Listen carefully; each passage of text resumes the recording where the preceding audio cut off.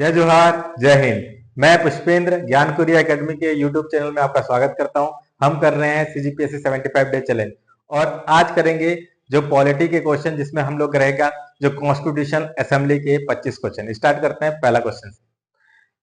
Who propose the idea of constitution assembly? जो संविधान सभा का जो विचार है सबसे पहले किसने प्रस्तुत किया? महात्मा गांधी, जवाहरलाल नेहरू, एम.एन. रॉय, डॉक्टर बी.आर. अम्बेडकर। तो जो पहला जो 1934 में संविधान सभा का जो पहला विचार जो लेके आए वो है एम.एन. रॉय।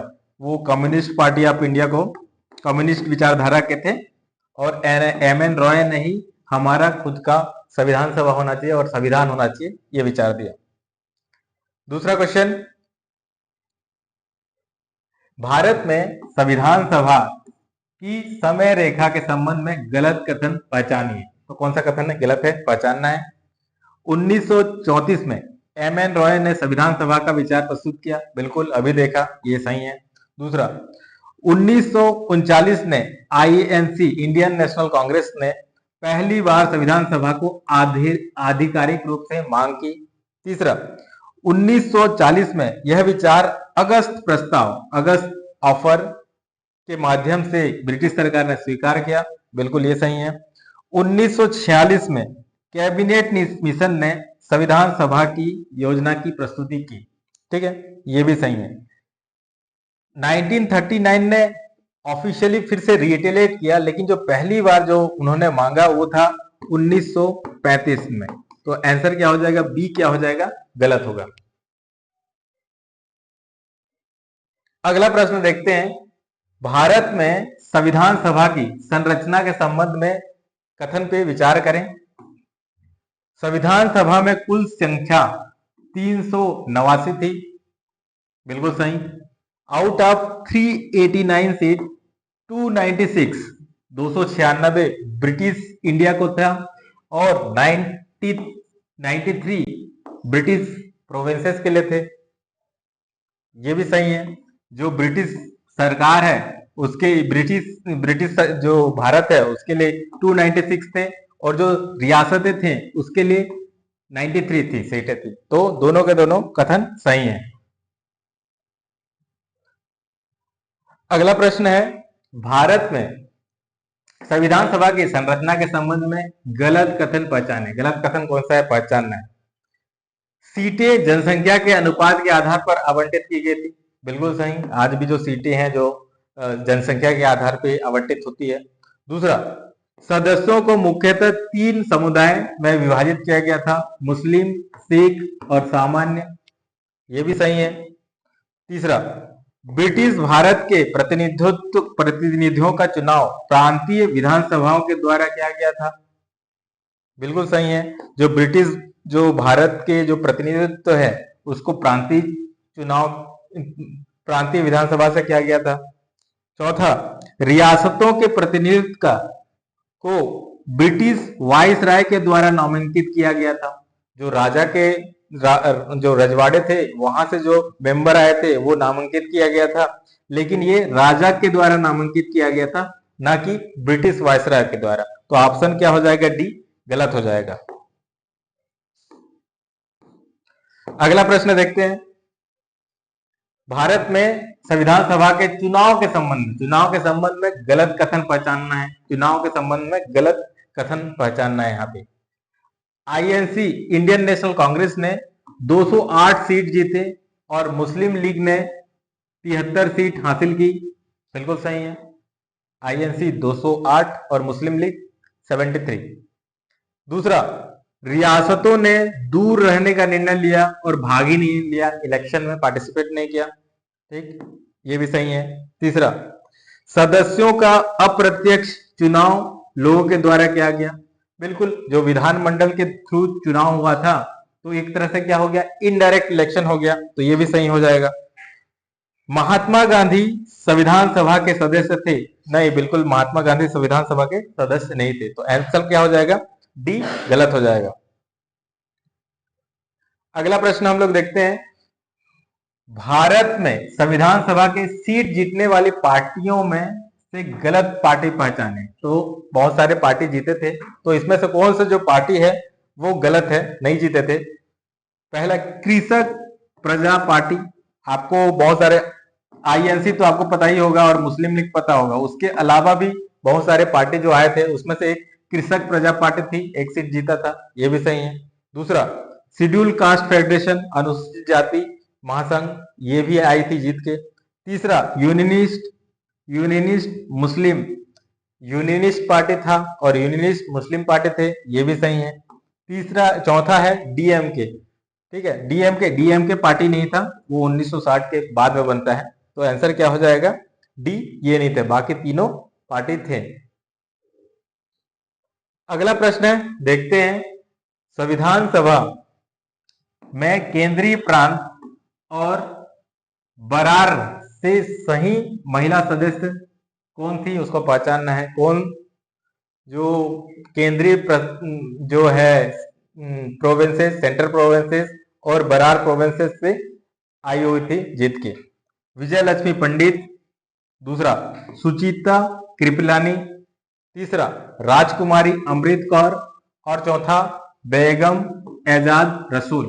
तो जो बरार प्रोविंसेस का मतलब क्या है कि जो नागपुर का एरिया है महाराष्ट्र के यहाँ पे, और सेंट्रल प्रोविंस में जो अभी मध्य प्रदेश का एरिया है, तो वहां से जो जीत के आई थी सदस्य जो बनी थी महिला में, वो कौन है, राजकुमारी अमृत कौर।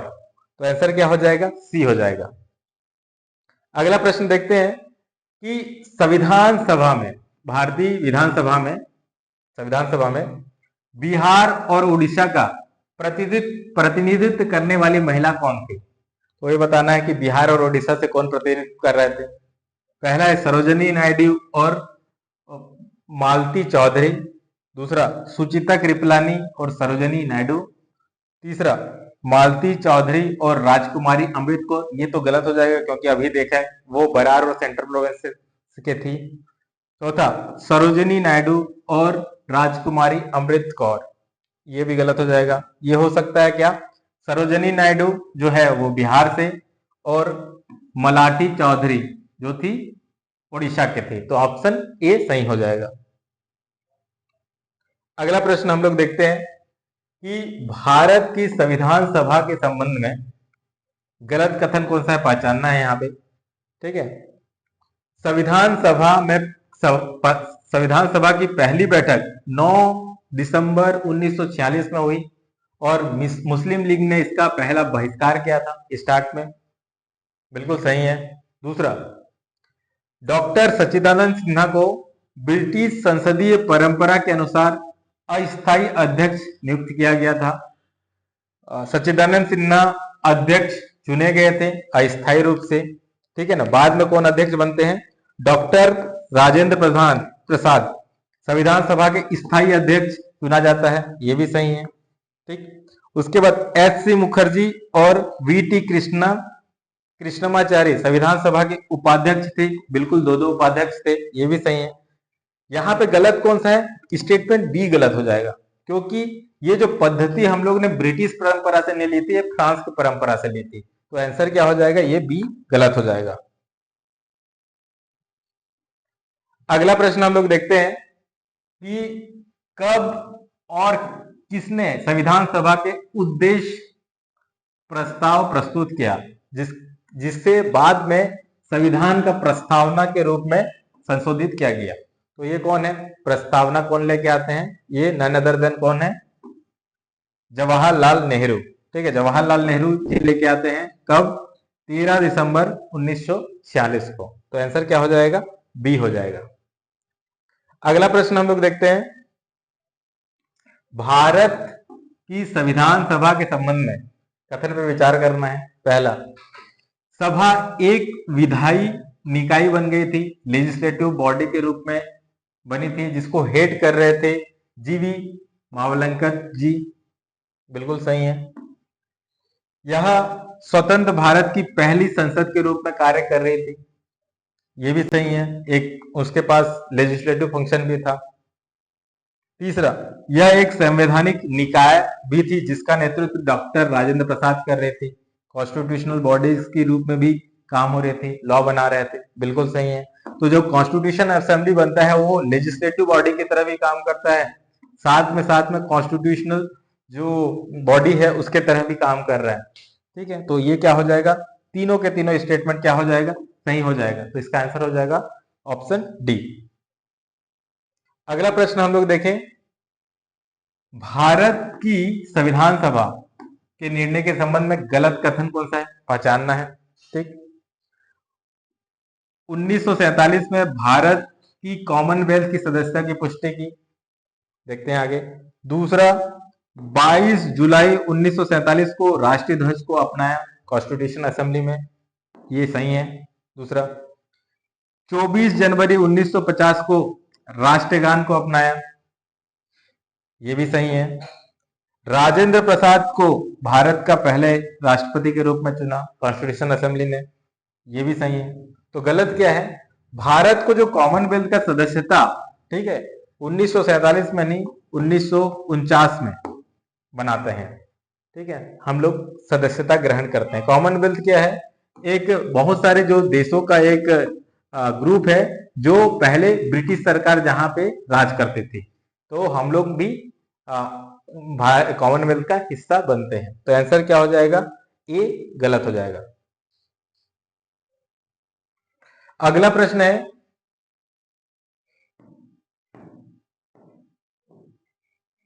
भारतीय संविधान को तैयार करने के लिए जो संविधान सभा के ने कितने समय लगाया। तो संविधान को बनाने के लिए संविधान सभा ने कितने टाइम लगाया, 2 वर्ष। 2 वर्ष लगाया था, बिल्कुल 3 वर्ष नहीं हो जाएगा, 1 वर्ष भी नहीं होगा, 2 वर्ष लगाया। उसके बाद 6 महीना, क्या नहीं, बिल्कुल गलत, 11 महीना 18 दिन लगाया। और कितने सत्र लगे इसमें, 11 सत्र लगे। तो आंसर क्या हो जाएगा, ए सही हो जाएगा। अगला प्रश्न है, भारतीय संविधान की प्रारूप समिति, ड्राफ्टिंग जो है कमिटी है, उसमें शामिल नहीं होने वाले समूह को पहचाने। कौन सा समूह है जो गलत है, मतलब डॉक्टर बी आर अम्बेडकर तो थे ही, ठीक है, एन गोपाल स्वामी अय्यर ये भी थे, अलादी कृष्णा स्वामी अय्यर ये भी थे, ड्राफ्टिंग कमेटी के मेंबर थे। के एम मुंशी थे, सैयद मोहम्मद सादुल्लाह थे, एम माधव जी थे, ये भी सही है। के टी कृष्णामाचारी ये थे, महात्मा गांधी ये नहीं था, नहीं थे, ये नहीं थे, ना राजेंद्र प्रसाद नहीं थे। तो आंसर क्या हो जाएगा, ये जो ग्रुप है वो जो प्रारूप समिति के समूह में नहीं आएंगे। तो आंसर क्या हो जाएगा, सी गलत हो जाएगा। अगला प्रश्न है, आपको बताना है संविधान सभा में सरदार वल्लभ भाई पटेल द्वारा अध्यक्षता की गई समिति को पहचाने। कौन सी समिति थी जो सरदार वल्लभ भाई पटेल हेड कर रहे थे, यूनियन कॉन्स्टिट्यूशन कमेटी, नहीं ये गलत है, ये नेहरू जी कर रहे थे। दूसरा, स्टेट कमेटी, ये भी नेहरू जी कर रहे थे। यूनियन पावर कमेटी, ये भी नेहरू जी कर रहे थे। तो जो वल्लभ भाई पटेल कर रहे थे वो क्या है, प्रांतीय संविधान समिति, ये सरदार वल्लभ भाई जी कर रहे थे। बाकी जो तीनों समिति है ये जवाहरलाल नेहरू कर रहे थे। तो आंसर क्या हो जाएगा, डी हो जाएगा। अगला प्रश्न है, संविधान सभा में मौलिक अधिकारों, अल्पसंख्यक, जनजातीय, जो एक्सक्लूडेड एरिया सलाहकार समिति के अध्यक्ष किसने की। तो इस डॉक्टर बी आर अम्बेडकर, नहीं गलत, जवाहरलाल नेहरू गलत, राजेंद्र प्रसाद गलत, ये भी सरदार वल्लभ भाई पटेल ने। सरदार वल्लभ भाई पटेल ने ही जो फंडामेंटल राइट, माइनॉरिटी और ट्राइबल और एक्सक्लूडेड एरिया के लिए इनका नेतृत्व किया था, हेड किया था। इसके अंदर में बहुत सारे सब कमेटियां थी। तो आंसर क्या हो जाएगा, सरदार वल्लभ भाई पटेल। अगला प्रश्न है, संविधान सभा की समितियों के संबंध में गलत जोड़ा कौन सा है, कौन सा जोड़ा गलत है बताना है। पहला, मौलिक अधिकार का जो उप समिति है वो जेबी कृपलानी, ये सही है। दूसरा, जो माइनॉरिटी है, अल्पसंख्यक के लिए जो उप समिति है वो है एच.सी. मुखर्जी, ये भी सही है। तीसरा, जो रूल्स ऑफ प्रोसीडिंग कमेटी के जो हेड है डॉक्टर राजेंद्र प्रसाद, ये भी सही है। स्टेयरिंग कमेटी के जो अध्यक्ष हैं गोपीनाथ बरदोई, ये गलत है। ये भी स्टेयरिंग कमेटी के जो जो अध्यक्ष हैं वो भी डायरेक्टर राजेंद्र प्रसाद थे। तो आंसर क्या हो जाएगा, डी क्या हो जाएगा, गलत हो जाएगा। अगला प्रश्न हम लोग देखते हैं, जो संविधान सभा का जो राष्ट्रीय ध्वज का जो अस्थायी समिति के जो अध्यक्ष हैं वो कौन थे, डॉक्टर राजेंद्र प्रसाद थे। अगला प्रश्न है, संविधान सभा में प्रतीक या मोहर के रूप में किस जानवर को अपनाया गया था, शेर, टाइगर, बाघ, हाथी या सांड। तो ये किसको अपनाया गया था, हाथी, एलिफेंट को। अगला प्रश्न है, भारत की संविधान सभा के संवैधानिक सलाहकार के रूप में किसे नियुक्त किया गया था, जो कॉन्स्टिट्यूशनल एडवाइजर के रूप में किसको नियुक्त किया गया था, डॉक्टर बी आर अम्बेडकर को, ये गलत हो जाएगा। के एम मुंशी जी को, ये भी गलत हो जाएगा। बी एन राव को, ये सही है। तो इनको क्या है, सलाहकार के रूप में नियुक्त किया गया था कॉन्स्टिट्यूशनल असेंबली में। अगला प्रश्न, भारतीय संविधान के जो कैलीग्राफर, ठीक है ना, लेखक कौन थे। जो कैलीग्राफर मतलब क्या है कि जो अलग अलग तरीके से हम लोग जो लिखते हैं, ठीक है ना, उसको अलग अलग तरीके से जो बनाते हैं डिजाइनित तरीके से, कैलीग्राफर उसको बोलते हैं, वो कौन थे। तो शांति निकेतन के कलाकार ये तो थे, लेकिन क्या है कि इनका नाम क्या था, प्रेम बिहारी नारायण रायजेदार, ये सही हो जाएगा, प्रेम बिहारी नारायण रायजेदार, ये हो जाएगा। अगला प्रश्न है कि नंदलाल बोस, बीओहर राम मोहन सिन्हा, वसंत कृष्ण वैद्य भारतीय संविधान के किस पहलू से जुड़े हुए हैं। तो किस पहलू से जुड़े हुए हैं, पहला संविधान के जो कैलीग्राफी बनाने के लिए, कैलीग्राफी, ड्राफ्टिंग ऑफ कॉन्स्टिट्यूशन को प्रारूप देने के लिए, तीसरा जो संविधान के कलाकृति और डिजाइन बनाने के लिए, या संविधान के छपाई करने के लिए। तो ये जो आपको नंदलाल बोस, बीओहर राम मोहन सिन्हा और वसंत कृष्णन है, ये जो हम लोग कॉन्स्टिट्यूशन बनाए हैं उसमें बहुत सारे आर्ट वर्क बनाए हैं, कलाकृति बनाए हैं, डिजाइन बनाए हैं, उससे संबंध है।